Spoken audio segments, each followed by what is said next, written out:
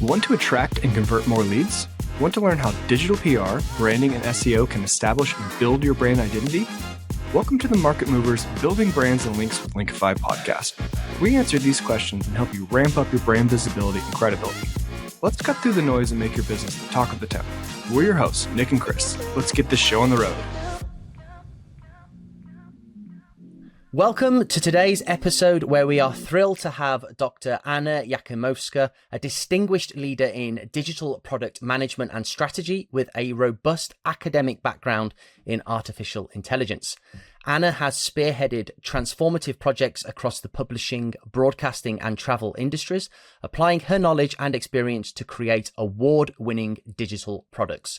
With over 2 decades of experience, she has mastered the art of blending technology with creativity to push the boundaries of what digital platforms can achieve, significantly impacting companies like The Guardian, Sky News, and BBC Worldwide, and eventually became CEO at Culture Trip. She also has what is potentially the coolest and most well-timed doctorate of the past century, namely a PhD in AI. Anna, welcome to the show. Thank you, Nick and Chris. It's great to be here. So Anna, thanks for coming on. First question, can you tell us about your journey from product manager of Channel 4 all the way to CEO of the Culture Trip? Yeah, sure. So I'll probably go a little bit further back as well. I'm originally from Macedonia, now called North Macedonia, and I came to the UK after doing a computer science degree to do a master's in information systems and business with kind of IT. And it was quite an interesting journey because I started off as an engineer, as a developer, but I would say, pretty mediocre one, and where I found my skill set lies was in helping solve complex problems with kind of, collaborate way with a group of people, rather than just sort of being solving a problem as a single individual contributor in a sort of a coding exercise. So I moved to the UK to complete my master's. I finished it. I found it fascinating. I finished it probably with the best results in 10 plus years, and I was offered a funding to do a PhD in AI. I have completed it. I mean, this is probably 12 years ago. So at that time, people who were talking about AI or interested in AI were, a bunch of geeks, including myself. It was not mainstream. Yes, that's right. And now, everywhere you go, the casual conversations in restaurants tend to be kind of gravitating around AI, and it's just extraordinary. I never thought that this shift would come so quickly and so widespread, I guess. So from then on, I guess the purpose that I've always had as part of my professional calling was to bring positive change at scale, and broadcast and media seems to be fit the bill very, very well. Equally, I liked the creativity around storytelling, and I liked the impact that it has on societies. Well, we can argue both ways, but I'm interested in more the positive impact it had on societies.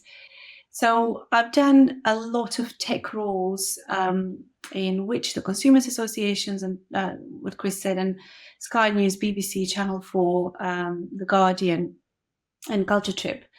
And most of the journey for these kind of very, very well established and loved brands was, how do you go from the previous incarnation of whatever business model they had, which was either advertising-based, TV kind of led, or advertising-based, print-led, into digital.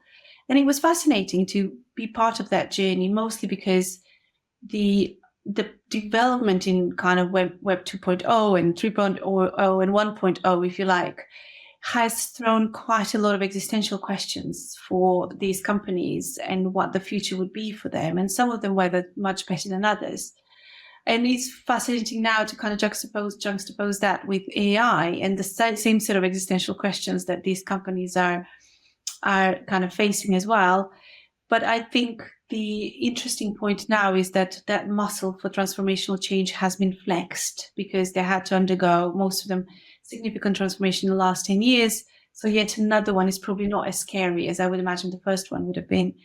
So I was, like I said, in all these businesses going through a transformation in senior product and tech roles, working with teams, just trying to achieve whatever the kind of goal of the transformation was. And then I moved from a kind of established business into a startup, into Culture Trip, where I wanted to utilize my PhD a bit more and step out of operational role into more research and development role. So I joined Culture Trip 4.5 years ago as a director of product for content. And we were trying to do some interesting things, as in cover the world in content, which is of the distribution of TripAdvisor, the quality of the New York Times, and the cost of UGC. And obviously, to do that, short of hiring an army of human content creators, machine learning needed to be used. So I really enjoyed that part, working with the teams there and exploring the opportunities. And at that time, this was probably 3 years ago, we were working with GPT-2, right? So it was so kind of groundbreaking. And then from Culture, I think the company went through quite a few changes in my time. Mostly, some of them were COVID-induced, some of them were kind of caused by a startup that was trying to find its way in terms of the business model. So I moved from this role back into my operational role as a Chief Product and Technology Officer. Then from then on, the CEO at the time was running another 3-4 companies and was quite sort of challenged in terms of capacity. So he wanted me to take on a deputy CEO role. And ultimately, I did an MBO, so that's management buyout of Culture Trip, becoming the CEO, changing the business model, and until an exit, which happened 2 months ago, where Culture Trip has now moved on to have another home with a company called US News and Special Report. And for me, after kind of 4.5, 5 years being in the company, there's always a time where a senior person realizes that the company would thrive probably more kind of with a fresh pair of eyes and somebody who is willing to take on a challenge, because the type of things that we've been through at Culture Trip has left me quite tired. Fundraising at the worst fundraising sort of time was not easy, and I feel that Culture Trip will continue to thrive with a new set of people who will care deeply about it and move it forward. So it was quite an organic journey for me. I did not join Culture Trip thinking I will buy the company at some point and kind of sell it, get it to be acquired. It was always framed by, I care deeply about the company, about the brand, about what the people are doing. And I wanted to make sure that they continue to do what they're passionate about, and the brand continues to be loved and consumed by millions. And ultimately, I think that's what kind of even the exit enabled.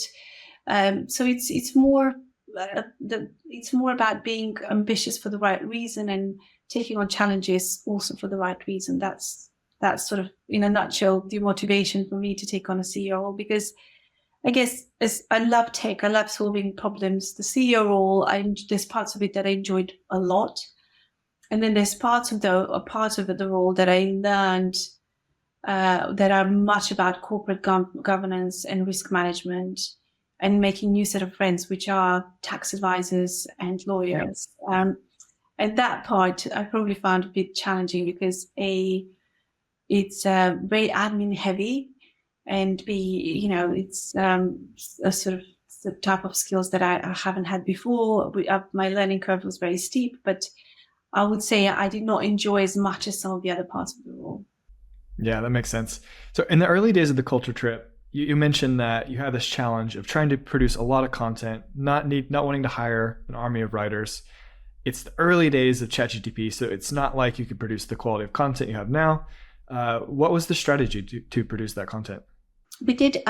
This is the team that I was working with. And I have to kind of always say, a lot of the interesting work that was done was on the back of these incredible individuals who, from data science to product management to tech, who we're not scared to venture into the unknown and try new technologies and new ways of doing things.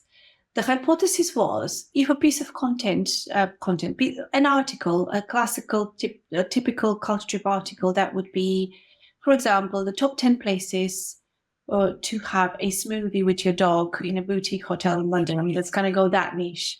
To write a really brilliant piece that would stand out from the competition, we would need to get a writer who would have the skill set of understanding and knowing the boutique hotels in London that would enable Smoothie and Dogs, to understand how they relate to the brand. So culture is always off the beaten track and not particularly sort of chain hotels, for example, who will be able to name those hotels and write about them in a way that would be interesting for the audience and for the users, and then curate those experiences.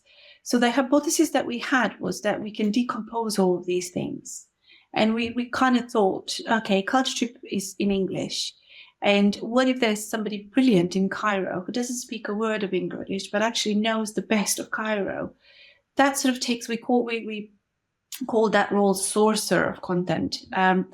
We could absolutely use sort of people who do understand their cities but don't have the rest of the skill set needed for a brilliant culture article to provide the recommendations.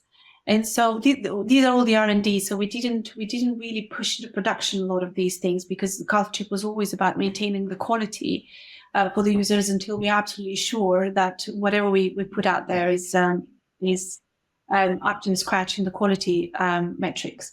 So we built something called Creator App, that was a structured sort of app where you can decompose the type of things that people write about. So we took articles from our best authors, and we looked at, and normally it would be comments about the decor, about the quality of the food, the atmosphere, the type of people. So we created this checklist almost of all things that somebody would want to kind of write about.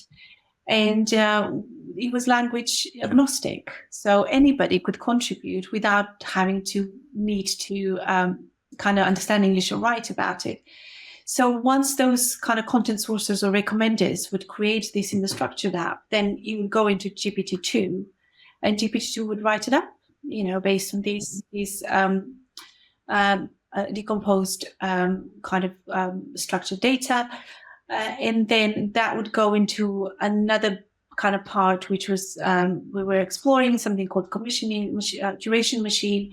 So based on these kind of individual pieces of recommendations, like hotel that was written up, the algorithm could curate based on that. So if you kind of give keywords like spa and dog and smoothie and London, for example, the algorithm would create a 10 item article about it.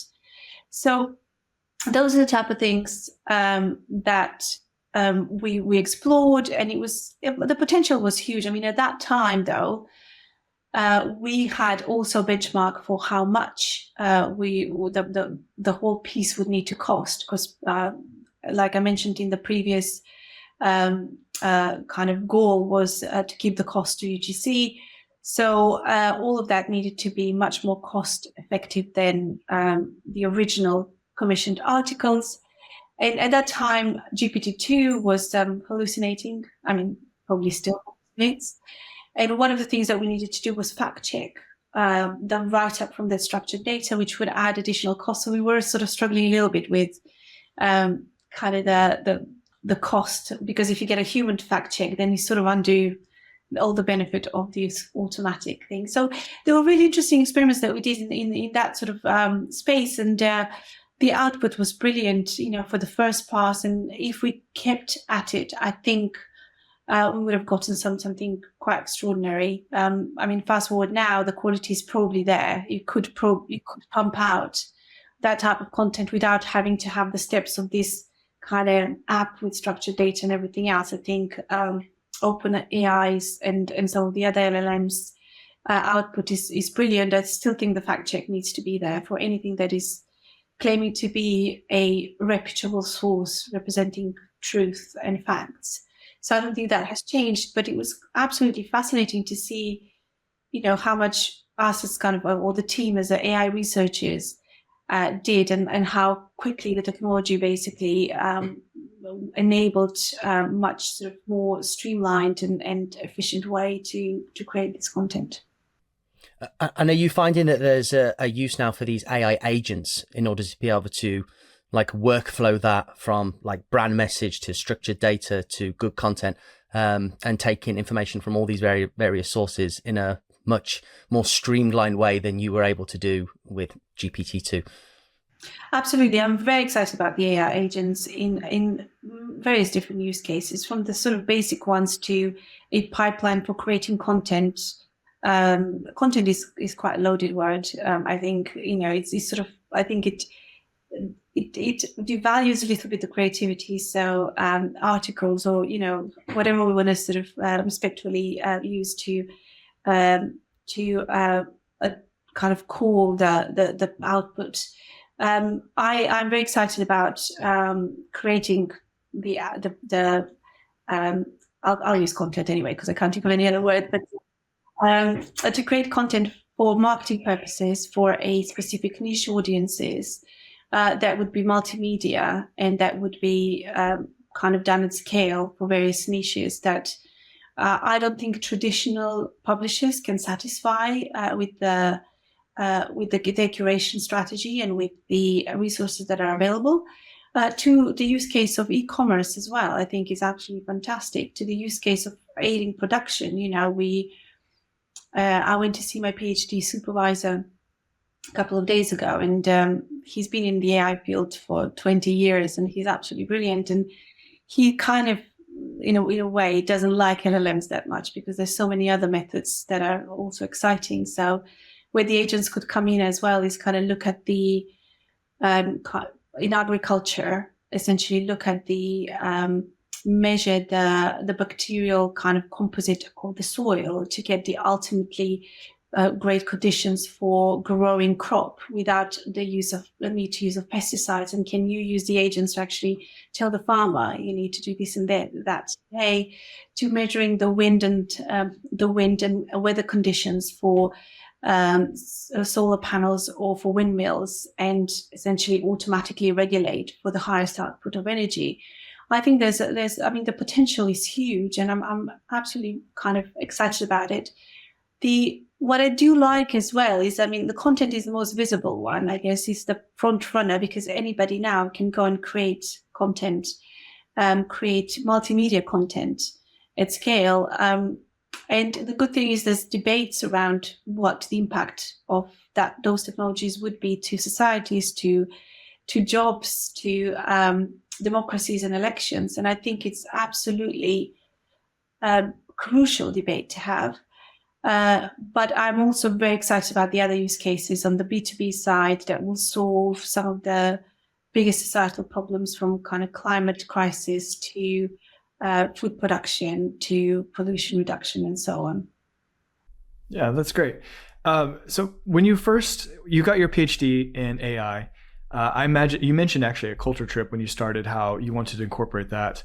How much of that changed, like starting out before ChatGPT to when those tools are released? How did you kind of approach that before ChatGPT came out? I think it was a decomposed process. So, you'll have to, so when I did my PhD was done in Bayesian networks, not in neural networks, for example. So I probably bet on I wouldn't say, commercially, I probably bet on the wrong horse there.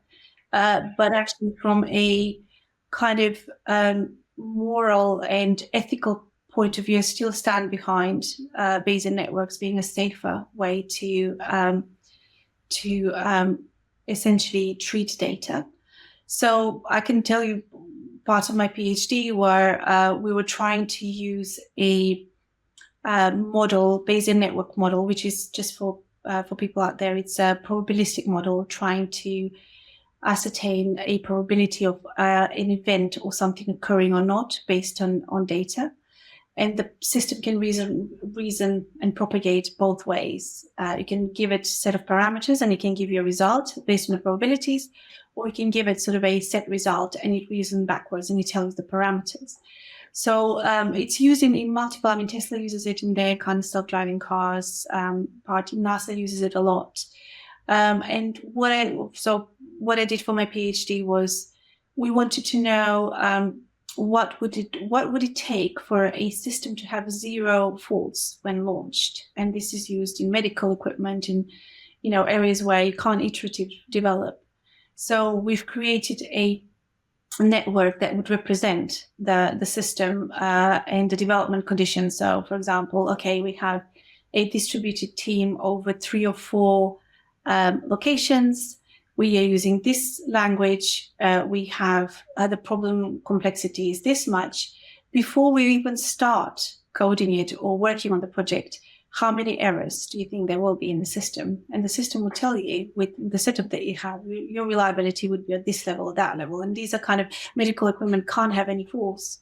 And then what the system could do, if you set up, we want 0 errors, it propagates backwards to say you need much more developers, or that the communication would be an issue. You can't be in a kind of distributed team. It needs to be sort of more compact team. So it will give you decisions to a pointer to kind of make specific decisions around the setup. And so the first bit that we would do is we would decompose the problem. So we, for any project, we had to kind of look at every single thing that would impact that problem, and then define the relationships between the nodes or the problems. So, for example, using this programming language would result in this many errors or this many bugs in the system. So in order to define, so Bayesian networks, the reason why I've mentioned that they're kind of a little bit more ethically kind of responsible is because you can question the reasoning mechanisms between nodes. So you know what relationship you're defining mathematically. Whereas with neural networks, it's a black box and it kind of defines on a data, something comes in. It still has statistical kind of relationships between the nodes, but you can't control them. The system does it kind of. And so, for example, what we defined those, and then we needed data to test it. And this model that I did didn't need sort of heaps of training data, and it wasn't so computationally heavy. So I worked with. I needed a system that would be written in the language that we've created the model for. And I spoke to a car manufacturer to say, can I get a piece of your code? We'll insert defects deliberately.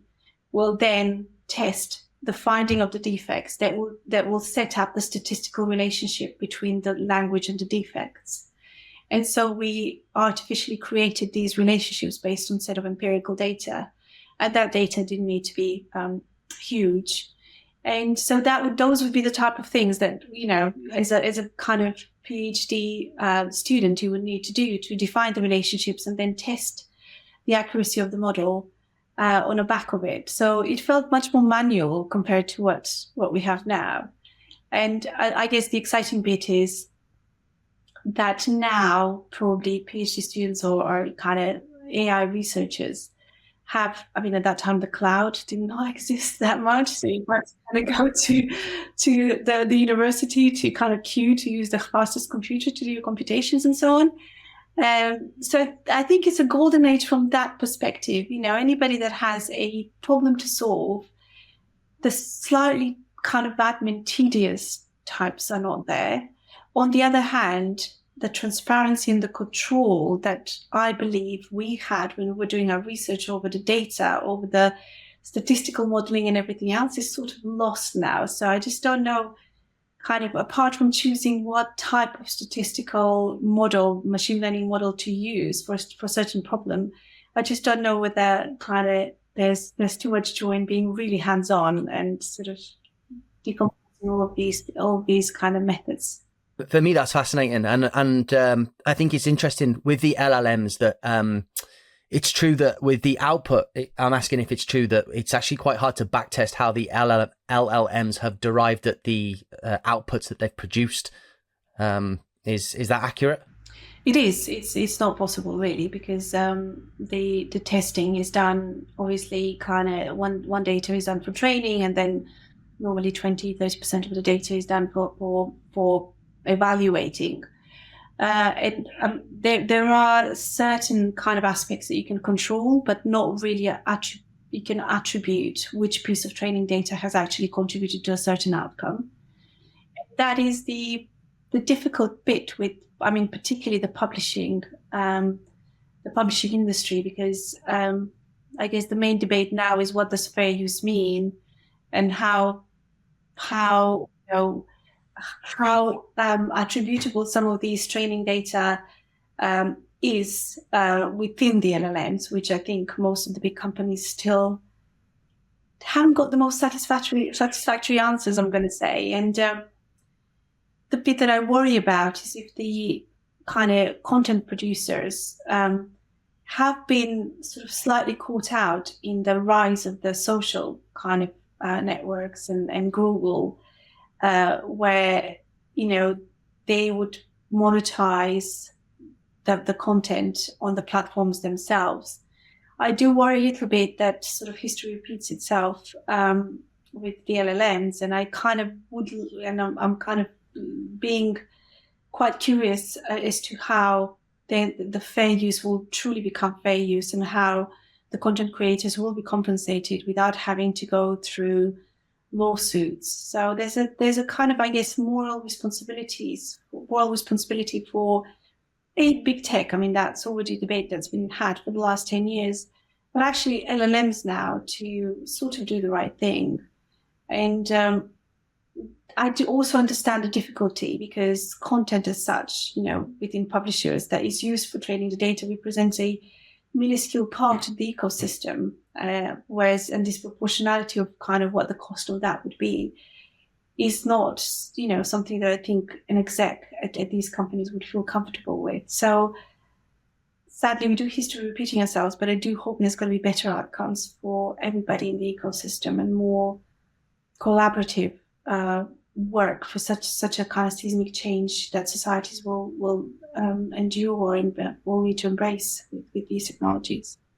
So you're referring to the LLMs using content without letting people know, like they're using the data from social platforms, also from websites as well. I'm starting to hear people talk about tags you can put on your site that tell LLMs not to scrape your data. What do you think is the right way to go there? It's a great question. Scraping of data is kind of routine now within data science in certain areas, and I know everybody, including Constitute, that there's a no scrape tag. Whether also that is being respected or not, it's a question mark, right? Because it's very good.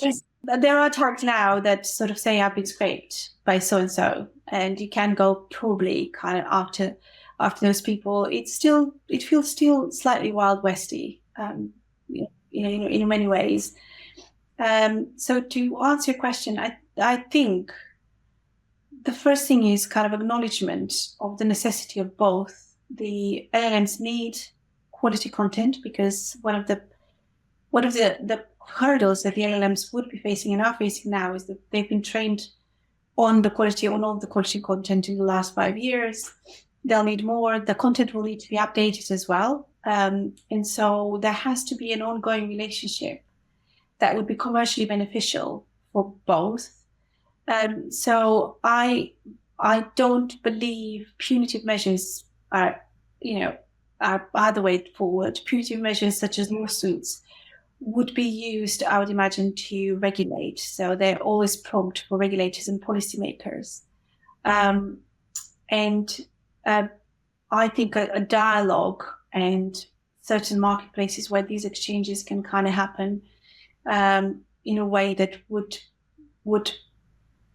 be commercially attractive for the content creators and also not particularly expensive for the LLMs would be the right way. It's a really difficult thing to solve for, because, if you look at example as kind of OpenAI, they charge not a lot for their content, right, for using their services. And to create good quality content is very expensive, and there's a huge disproportionate sort of gap that LLMs would expect lower compensation and the micro payment, I would imagine, whereas the content producers would expect for their efforts to kind of be paid at the higher price. So it's proven to be solved. I don't think it's unsolvable. I just think the willingness to kind of work together on these things. There's a few startups who are working on that in the UK and in the US, who are working on kind of these exchanges.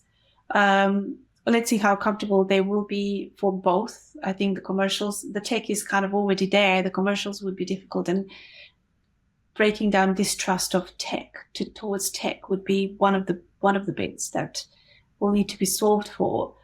But I'm kind of eternal optimist, and I'm hopeful that that it will get solved, particularly because the execs in these companies have grown up with the internet, do understand the need for a healthy ecosystem, do understand the threats to kind of misinformation. And I do hope that it'll be kind of a little bit more eyes wide open type of discussion than what it was before, when, with some of the things we've witnessed with some of the Congress discussions with the big social media tech, you kind of realize that the knowledge within policymakers and government is not as impressive as it should be, right? So I think that problem is not there yet. And so I'm hoping, all of that need to be facilitated by kind of the state and policies. And that needs to be done at scale. And it's quite interesting when I look at the number of acts that have been passed in Parliament in the UK and the US. Before 2018, there was 0, and now there's hundreds. So it is catching up. I think the bit that needs to be a little bit kind of that needs to be cautious about is not to pass bad policies quickly. So it is exciting, but it is Wild Westy, I think, in many ways. So it is the Wild West in many regards, especially with content output. How do you see large content publishers and news organizations differentiating their content? What strategies can they utilize in order to win the content game? And just a sort of second part to that question, how much longer do you view the content game being played in the way that it has been over the past 5 years? What do the next 5 years look like? It's a great question. I kind of participate or have been invited to quite a few talks where the publishers and the content creators are trying to solve this, what does the future look like with LLMs and content productions. It's a difficult question to answer, because I think media training would play a huge part in enabling quality content for large publishers or small publishers to thrive. And at the moment, I guess the bit that I'm very hopeful, I've got a 7-year-old, and they are taught about the sources of content. Can you trust this source? Can you understand what the motivations are of kind of this publisher and source? And so media literacy is the biggest tool, I think, that would help misinformation, because it's a game that would be kind of constant in the battle. There'll be fact checkers, there'll be tools that will try and fight misinformation. Then there'll be bad actors who will utilize the latest technologies to evolve. So this cat and mouse game, I don't think it would ever stop. But the ability to differentiate between trusted source and not is the biggest sort of weapon. The big publishers at the moment, I think, I believe, there's some predictions that say in 5 years' time, as much as 80% of the content will be created by LLMs. And I actually don't worry. I'm not scared of that, as much as some more traditional kind of views are, because as long as the content is fact-checked and is trustworthy and provides a need for a niche kind of group to be informed or to look at something from a different perspective, I'm all up for that. I really wouldn't, I just don't. There was a question that was posed around trust, for example. Would I trust a article written on mental health for, I don't know, niche menopausal women being written by LLM or written by a kind of a woman who's going through the menopause? For me, for example, it wouldn't make any difference as long as what I get out of that content is as long as it's obviously fact check and trusted sort of source and the information is accurate. It won't make any difference as long as I get some advice out of it. So is the ability to trust the source then, which I suppose would suggest the publishers that will survive will be the ones that can demonstrate their authority and trust to their readership. Absolutely, that's the point. So what I was trying to say is the trust that established brands have, I think, would be their biggest asset, and people who are confused and don't want to spend their time looking at, is this misinformation or not, would go to these trusted sources. So in a really odd way, I think that in the next 5 years, the established brands will thrive because people would be more aware of the misinformation and would feel more confused and would kind of go to these brands. So that would be the golden age. And in the next 5 years, capitalizing on the brand trust and being very clear about your AI policies and your fact checking would be the lowest effort, the biggest impact for publishers. Beyond that, I still think now is the time to fully embrace the content production by these publishers in a way that feels right and secure for them. Because in 5 years' time, I think the next generation and the people who are consuming content will be much more sophisticated in more accepting in kind of consuming AI content, and that will be a losing battle for the publishers because the volumes and the storytelling and the low effort to produce high quality content will be the battleground, and I think they need to be prepared. So some of the conversations that or the debates that we've had with in these groups where we are discussing what the future is, I would say fully embrace it now and be ready in 5 years' time to kind of use it quite in a prolific way. That would be my that would be sort of my prediction, probably wrongly, but that's how it feels to me that it should play out. If the content from LLMs is based on the sources put in, I can see where you would trust content that no one really wants to read medical studies. So there's a very good use case for summarizing medical studies, getting the data out of that. And I think when you can show the sources, there's going to be a little more trust there, especially than if they're reviewed, verified by a doctor, someone with the credentials needed. But looking at like culture trip or travel content that doesn't rely so much on stats, it's on opinions, it's on experiences. What's the best way to use AI in the coming years for those kind of categories? Yeah, it's a good point. Also, we did use and experimented with AI on the travel side. I think sadly the traditional recommendations by travel writers would lose in the long run, and that is the sad reality. I mean, if you go to ChatGPT, it can scaringly well recommend things now, itineraries. And that is, again, trained on kind of brilliant data by publishers, which is sort of the whole slightly unfair thing, right? But given, the finite amount of places that exist in the world and, the finite combinations that you can kind of order them in, I think the agents for travel, which is recommend and help me plan and take out all the difficult work for me once the content is plugged into the e-commerce side, would be the right way to go forward. So I think the advice would be probably the same. Until that happens, the trusted voice of Culture Trip and some of the other travel providers will be capitalizing on the brand. Because still, again, I think one of the things we do, I'm consciously kind of also biased towards is, innovators and fast adopters such as myself, but majority of people who still want the human touch when it comes to spending, especially in the States, 2 weeks of holiday. You don't want to give it to a robot to kind of mess up for you and do recommend things that are not right for you. So it will be a slower process, but ultimately I would imagine in, maybe 15, 20 years time, it will get commoditized. These recommendations will get commoditized, sadly.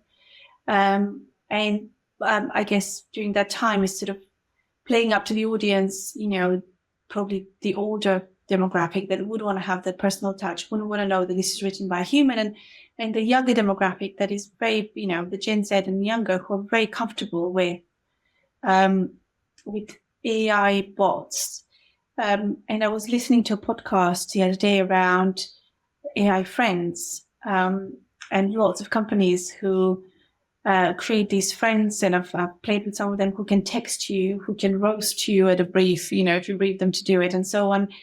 And the major uptake for those are teenagers who are in their kind of period of finding themselves and having a positive friend to practice the social skills and whatever else kind of you need is actually not frowned upon. So if you start with that in every aspect of kind of life, the trust in chatbots will accelerate. And again, I think just to be kind of clear, that would be for part of the audience.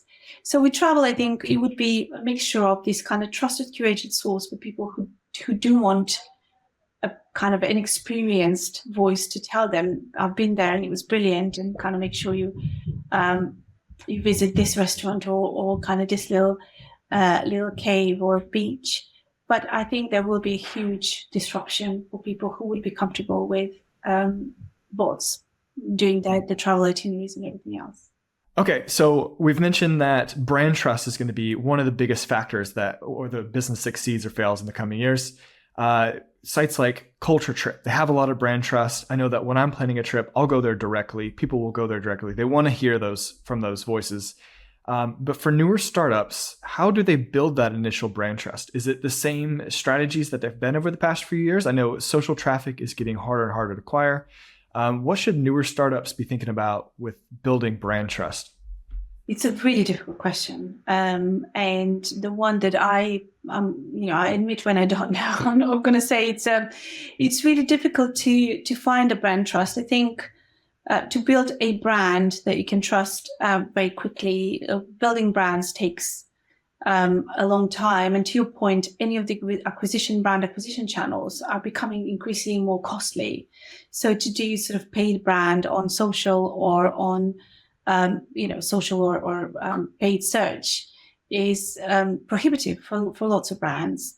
The influencer is an additional channel that we've used at Culture Trip for our trips, because we've added another business model to it, are becoming much more expensive, I guess, as well. So it is a difficult one. I just, at the moment, one of the things that would be interesting, and lots of conversations are kind of happening with LLMs, is the attribution part. And as you do a search to go, okay, I've answered your question, this is the itinerary, and actually half of it has come from this place. And there are startups who are doing this, LLM startups who are doing this. So one discovery would be via LLMs, if the hypothesis is that these bots will replace search in some shape or form. So that would be the new way, but that I think is a way off a little bit. So probably the same tactics, but sort of smarter, right? So if we look at, I know lots of PR helps to kind of build brand trust. The content production for these companies, for new startups, would be cheaper. If you employ the creativity, then the execution of it is not as prohibitive as it would have been in the past. So when we would look at marketing strategy to do a beautiful video for our itinerary in, let's say, in Sri Lanka or the Seychelles, would have been extremely expensive. And I think now we can probably do it sort of fairly cost effective whilst having the human creativity. So this is where sort of exploding with quality content that is kind of easy and cheaper to produce would be to the benefits of the startups and the brand. There's a lot of the creativity in the marketing would become the gold dust. I think, if you can do something different, can you create a persona? You can create personas. You can, that would, and they can be digital personas that would be trustworthy, and that would be kind of storytelling in a way that hasn't been done before. So I guess from my perspective, it's still using the same old channels that have worked so far until the chatbots find a way for kind of referral, and using those channels in the most creative way with the tools that are available, which will be cost effective. But it's not a very good answer, and I acknowledge that, because marketing is probably the last sort of area. Marketing always comes sort of towards the end of any development process and brand building, and it is tricky. And I'm sure there'll be some smart marketeer who would find the next most efficient channel, and I can't wait to use it once that happens. But yes, that's how I think about things at the moment. It's not particularly innovative or exciting, but yeah, it is. I do think about it a lot, and sadly, there's one thing that would solve it. So as a final question, then, I mean, you touched on it earlier. You thought maybe search will lose out to the bots in the coming years. Still, maybe a way off. How do you see publishers succeeding in organic search over the coming, let's say, 5 years? Oh, great. I think authority. I mean, apart from an organic search, we're probably talking Google most of the time. But I've been playing the SEO game with content for quite a long time, and you would. I mean, they're switching on now a lot of the kind of their bot functionality, but I just don't think Google can afford to do anything significant quickly. So it'll be essentially following what the algorithm, the core updates will be, as much as they will be willing to disclose, and essentially following what the guidelines are. I think Google's, from the last couple of years, they're moving more towards authority. They're continuing to be all about authoritative voices. But they are kind of moving towards the best the best voice on the internet sort of thing. So just good quality content paired with good technical kind of technical capabilities would remain to be the classics, if you like, will remain to be fairly safe bet for publishers. And this is where kind of the brand trust would come really handy for them. I would also kind of, I guess, if I was with big publishers, I would quietly also try and test some sort of AI aided content to see how it weathers within the search, because where a couple of years ago, 5 years ago, when we did our tests at Culture Chip, the crawlers, if they spot a machine generated content, they would penalize you.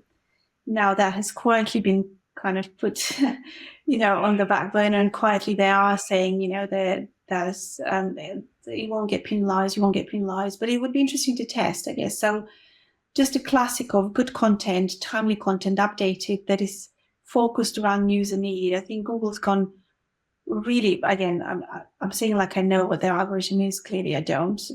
Everything should be taken with a pinch of salt and kind of assumptions and lots of trial and errors that I've done throughout my career. But even more so in a positive way, I think they've moved towards what is the need, what need this piece of content is solving. So the whole transformation, I'm hoping, is complete with publishers, that you don't write for, you write for Google for the user needs on top of what societies might need for current use as well. And that will continue, I think, to be a good way forward. Whereas, like I said, I would quietly test the positioning of generated content as one. And then the third pillar would be, if you are large enough publishers to have an open door and discuss with LLMs, it would be, how do you create a journey where you will be referenced within the search, within the results that LLMs will return, because that would slowly take over the traffic. And that would be obviously with Google's LLM, Meta's, kind of OpenAI's, but there's a couple of other fantastic startups in France, and the one that is kind of linking out. Now I've got a brain fog, I forgot the name, and I use it every day. Anyway, that are basically kind of moving the game in that direction. Okay, that's a great answer. All right, Anna, it's been fantastic having you on. Where can people go if they want to find out more about you? They can go on LinkedIn, and I'm not a prolific Twitter on X. I'm not very prolific on X, but I read messages as well. So I'm kind of one of those people that consume content, but I'm not particularly active, but I will always respond. So find me on X, find me on Twitter, and I'm always open for interesting ideas, just a conversation, meeting new people, and having a discussion about the future of kind of publishing or AI or anything else. I mean, sausage dogs as well, given that I got one. So it's a wide range of things. Okay, well, perfect. Well, we appreciate you coming on. It's been a fantastic talk. Thank you, Anna. Thank you. And that wraps up this episode of Market Movers, Building Brands and Links with Linkify. Big thanks to our parent company, Linkify, the wizards behind turning ambitious businesses into standout brands. Hit up our website at linkify.io and take the first steps towards brand greatness.